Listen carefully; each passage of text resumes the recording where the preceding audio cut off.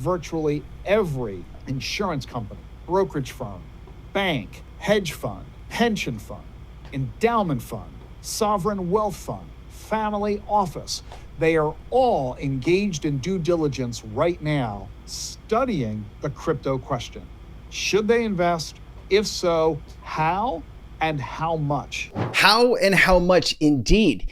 If we get 1, 3, or 5% of this value to come into the XRP ledger, do you have any idea what type of price that we're talking?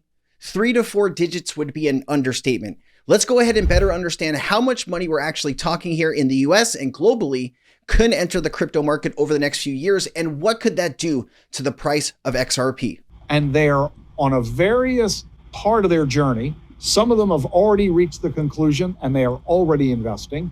Others are engaged in the due diligence process, and it is a process. These institutions don't move quickly. These teams, for example, investment committees, they typically only meet 4 times a year. Board of directors, they only meet 4 times a year. If it takes them 4 or 5 meetings to figure this out, you're talking about 18 months to 2 years before they finally allocate.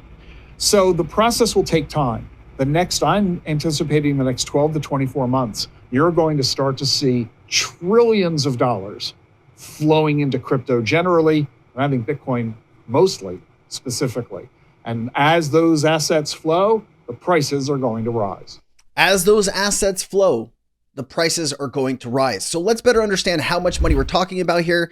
He did say a bunch of different asset classes. I had to listen to this clip several times so I could write down every single one. Just to go over this, he said insurance companies, hedge funds, pension funds, brokerage firms, endowment funds, banks, sovereign wealth funds, and family offices. Just to show you kind of how much money is in the United States just by itself. Insurance companies, there's $9 trillion in insurance companies. Hedge funds, you're looking at 4.74 trillion. Pension funds is 43.4 trillion.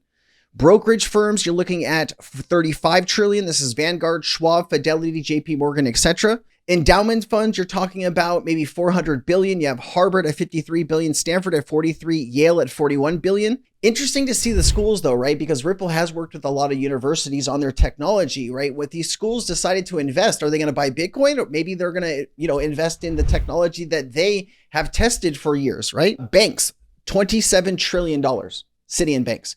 US share family offices, you're talking about $1.8 trillion. And then of course, sovereign wealth funds are very difficult to get a number on. US family offices figure are derived from a global pool of about $4.67 trillion. Now, how much are we talking about in the world, right? Because we saw what the US is, insurance companies globally, 9 trillion in the United States, $40 trillion globally. Hedge funds, 4.74, retirement and pension funds, $50 trillion. Brokerage firms, 145 trillion. Endowment funds, 3 to 400 billion. Banks, 400 trillion. Family offices, 4.67 trillion. And sovereign wealth funds, $13.9 trillion. So, Sensei, what numbers are we talking about here for XRP? So first, let's just show you some numbers without any market cap multipliers, just the basics, okay? Let's go down here and I got it. So here are the numbers: 1%, 3%, and 5%. If 1% of this entire value is invested into XRP, you're talking about 1.21 trillion. That would give us about $12. This is no market cap multiplier. Just understand that. 3% is 3.64 trillion at $36, and 5% would be about $6 trillion, $60. Now, this would be fresh investment into XRP and Bitcoin and other assets, right? So this is actual inflows into the asset. This is not tokenizing anything. This is just investing into these crypto assets, buying them off the open market, which they would have to do, right? The only XRP that's left is they could go to Ripple and try to make a deal, but Ripple might say, hey, we have, this is all spoken for. There is no extra. So here is the global 1%, 3%, and 5%. You're talking about $65 XRP. At 1%, 3% is $200 XRP, and 5% would be $329. Remember, this is no market cap multipliers. You want to see the fun numbers now? How much we're talking about with market cap multipliers? Oh, all right. If you need to sit down or, pull the car over to the road, whatever, side of the road, just don't freak out, okay? Okay, here are the numbers. 1%, 3%, 5% in the United States. This is a 50x multiplier, a 100x multiplier, and a 250x multiplier. Remember, right now we're seeing anywhere from 100x to 600x multiplier for XRP and inflows as well as outflows. So this could bring us to, $600, 1% in the United States with a 50x. A 100x multiplier would bring us to $1,200, and a 250x multiplier would bring us to $3,000. All right.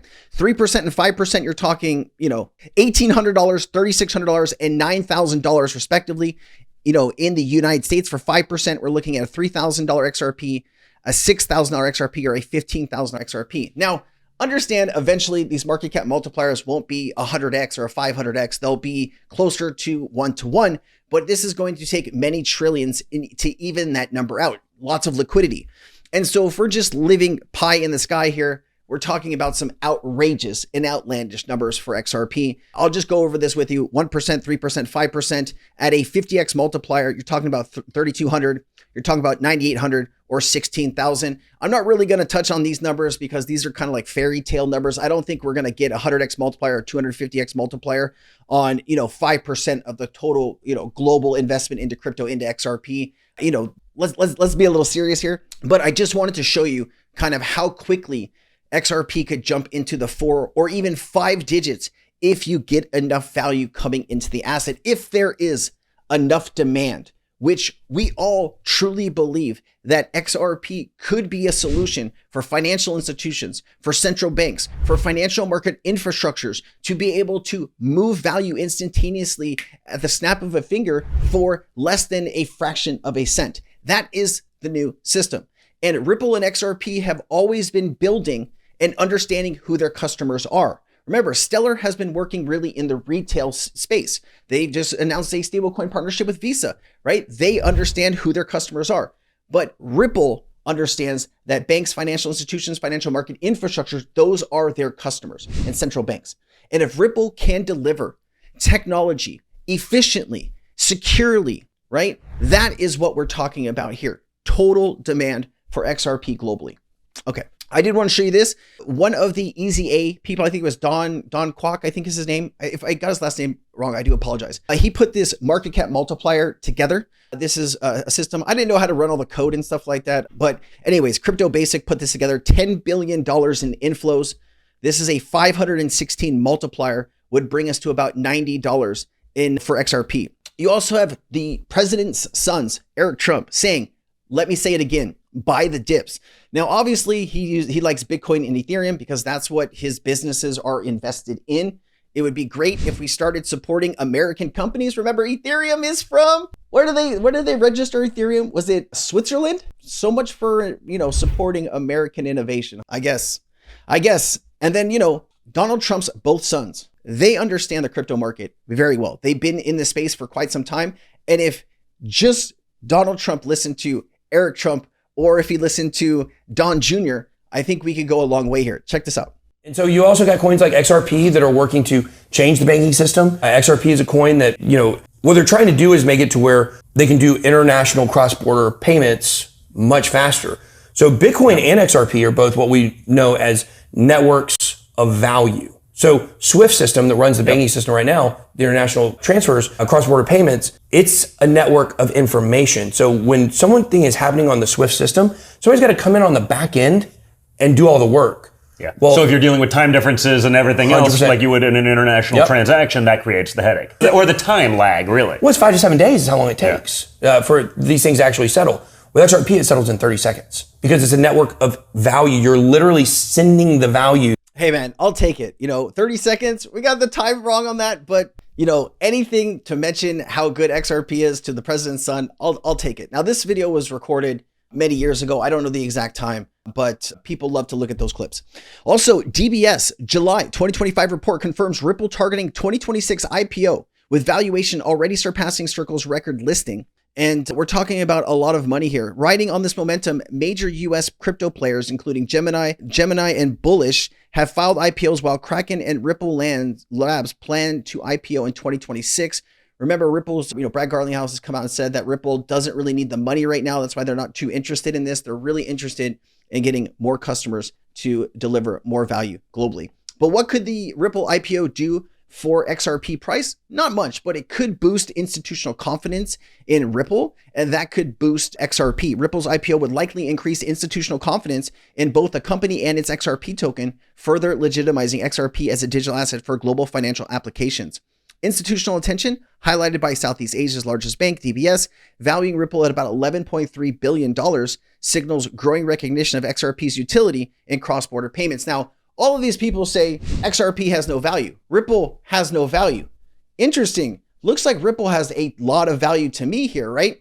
This is twice the value that Circle had when it IPO'd. So, I believe that this is only going to grow over the next 6 to 12 months, and you might even see a $15 or $20 billion valuation for Ripple when it IPOs. Potential growth, we're talking about price growth for XRP. Analysts project a successful Ripple IPO might act as a catalyst for XRP's price. As seen with other large fintech and crypto-related IPOs, XRP price predictions for 2026 generally forecast bullish outcomes if the IPO draws significant attention, regulatory clarity, and adoption from traditional finance. Estimates from 2026 range around $2.71 bearish or high $8.60. This is not taking into consider ETFs, right? Obviously not. It talks about expanded network and utility. We don't really need to get into that. Regulatory clarity, market risk. There's a lot of other stuff going. And man, 6 days XRP longs totally decimated. Just to take a look at the price right now, we are at $2.77. Ouch. This is the hard part, right? When you climb so quickly and you get a flash crash, right? And this is what we're experiencing here. Bitcoin's down to 112, 9% down for Ethereum, 13% down for XRP. Now, this is due to a myriad of issues, right? Some of it is US economy stuff, the jobs report data, right? People are looking at that jobs report information. We just lost 250,000 jobs basically in the last few months. This could mean that the United States might be entering some kind of slowdown or recession, but we did talk about this like 4 or 5 months ago. When you bring in these higher tariff numbers, right? People already don't want to spend money, okay? And when you make things even more expensive, people put that off from buying. All right. When people put off from buying something, okay, and stock just keeps building up, companies are like, they're looking around. We don't need all of these people to work here, right? We are not selling nearly as much as we used to because things are so much more expensive for people. So what happens? The demand falls. People become unemployed very quickly because these jobs require a lot of retail sales. We're seeing retail sales dips. We're seeing bankruptcies at a higher level now in 2025 than last year, right? All of these signs are pointing to some friction in the economy. We have to get through all of this before we can really get to the other side. Obviously, any of this tariff stuff could be over in a second if Trump decides to not keep pushing forward with his tariff stuff, but that is still something that we are reeling with and dealing with. This is why I talk about this in my live stream so much. Any bit of news that could affect the economy in the United States is going to do this to the crypto market. Fair enough. All right, guys, I'll see you next time. Thank you for watching. Thank you for being here. Take care. Nothing in this video should be taken as financial advice. This is for entertainment purposes only. I am not a financial advisor. Please seek financial advice if you need it. Let's get back to the video.